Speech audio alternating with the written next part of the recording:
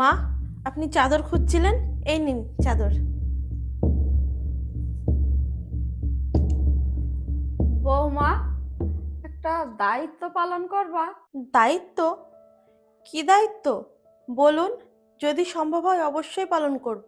বলছিলাম বৌমা, সামনে তো নতুন বছর আসছে, তা তোমার ননদকে প্রতিবারই কিছু না কিছু দেয়া হয়।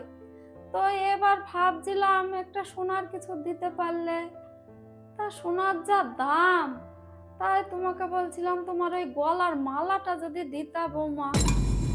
মানে? না, মানে এই বাড়ি ঘর যা আছে সব তো ধরো তোমারই এখন। আর এই তুমি তো এই বাড়িরই একজন, তোমারও তো একটু দায়িত্ব কর্তব্য কিছু আছে ননদের প্রতি। তুমি তো ননদকে দেখভাল করবা, তাই না? সব কিছু আমার মা, আমার তো নিজের স্বামীটাই না মা, তাকেও তো আপনি নিজের কথা মতন চালান। আমার জন্য যদি কিছু নিয়ে আসে আপনি বকাবকি করেন, না হয় নিয়ে নেন, না হয় কিছু বলেন। আর আপনি বলছেন সব কিছুই আমার। এই কাপড় যা পরে আছে এগুলো সবই তো আমার বাবার বাড়ি থেকে এসেছে। এই বাড়ি থেকে আপনি কি দিয়েছেন মা? আপনি তো কিছুই দেননি। আর আমার যে গয়না, আমার যা জিনিস, সব তো বিয়ের পর থেকে আপনার কাছেই রেখে দিয়েছেন। সব কিছুই তো আপনি নিয়ে নিয়েছেন। হ্যাঁ, এই মালাটা, এটা আমার মা বাবা দিয়েছে, এটা আমি দিতে পারবো না মা। এটা আবার কোন ধরনের কথাবার্তা বৌমা?